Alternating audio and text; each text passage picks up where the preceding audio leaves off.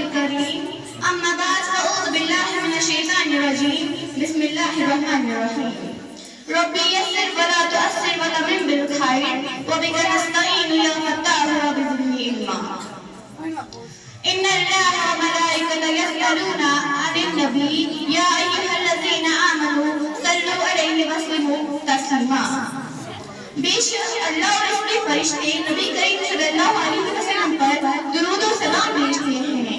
اے ایمان والو تم بھی نبی کریم صلی اللہ علیہ وسلم پر خوب درود و سلام بھیجا کرو۔ حاضر میں پھر السلام علیکم ورحمۃ اللہ وبرکاتہ۔ مجھے آج اس موضوع پر گفتگو کرنے کا موقع ملا ہے، اس کا عنوان ہے سیرت النبی صلی اللہ علیہ وسلم۔ جیسا کہ آپ سب لوگ جانتے ہیں یہ مہینہ ربیع الاول کا مہینہ ہے۔ اس مہینے میں ہمارے پیارے نبی صلی اللہ علیہ وسلم تشریف لے کر آئے۔ حاضر میں پھر اس ہستی کی آمد ہوئی جس کی خاطر یہ ساری کائنات بنائی گئی، یہ عرش و فرش سجائے گئے، یہ دنیا سجائی گئی۔ یہ حقیقت ہے کہ اگر ہمارے پیارے نبی صلی اللہ علیہ وسلم میں اس دنیا میں جلوہ گر نہ ہوتے تو کچھ بھی نہ ہوتا، نہ یہ زمین ہوتی، نہ آسمان ہوتا، نہ عرش ہوتا، نہ فرش ہوتا، نہ انسان ہوتے، نہ حیوان ہوتے۔ کسی شاعر نے کیا خوب کہا ہے، مٹتے ہیں مٹ جائیں گے ادا تیرے، مٹتے ہیں مٹ جائیں گے ادا تیرے، نہ مٹا ہے نہ مٹے گا کبھی چرچا تیرا۔ ہمارے پیارے نبی صلی اللہ علیہ وسلم کے بہت سے معجزات ہیں، مگر میں ان میں سے چند آپ کے سامنے پیش کرنا چاہتی ہوں۔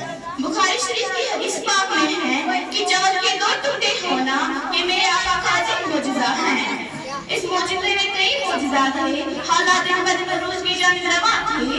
ابو جہل نے خط لکھا یمن کے بادشاہ حبیب کو کہ میرا بھتیجا جو ہم میں سے ہے اعلان کر رہا ہے کہ میں اللہ کا نبی ہوں، اور جتنے بھی خدا ہیں ان کو جھوٹا ثابت کر رہا ہے۔ جو کہتا ہے وہ ہو جاتا ہے، جو اس کو دیکھتا ہے وہ اسی کا بن جاتا ہے۔ جدھر نظر اٹھاتا ہے ہر کام ہو جاتا ہے۔ تو آ کر ہمارا فیصلہ کر۔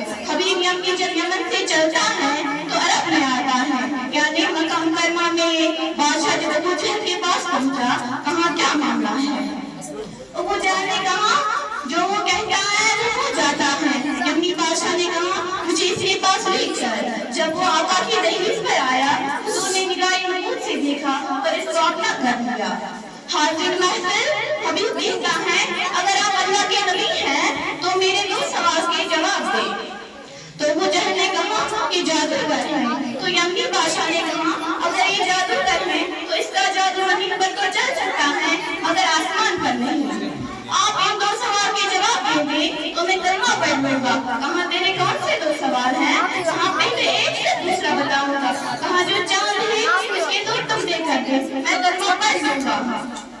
میرے آقا صلی اللہ علیہ وسلم نے فرمایا کب؟ کہاں کا جب چودھری صاحب کا چاند کبھی ہوگا آپ تشریف لے آئے۔ آپ صفائی مقام پر کھڑے ہوئے، کہاں ایک طرف کافر اور ایک طرف صحابہ ہیں۔ کافر خوش ہو رہے ہیں کہ آج کام نہیں ہوگا، ادھر صحابہ کا یہ علم ہے آج کام ہو کر ہی رہے گا۔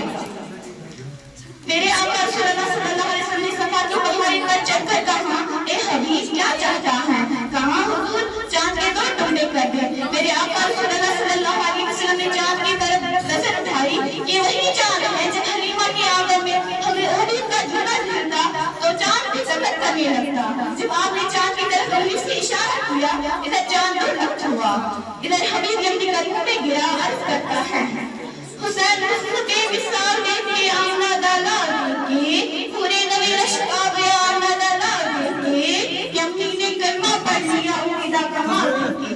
سبحان اللہ۔ آقا کلمہ پڑھا دے۔ آقا نے فرمایا تیرا دوسرا سوال کیا تھا؟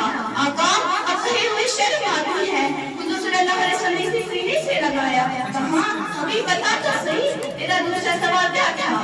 آقا اب جرت نہیں ہے۔ میرے آقا صلی اللہ علیہ وسلم نے فرمایا اگر میں بتا دوں تو پھر کیا ہوگا؟ عرض کی حضور بتا دیں ایمان اور مردہ ہو جائے گا۔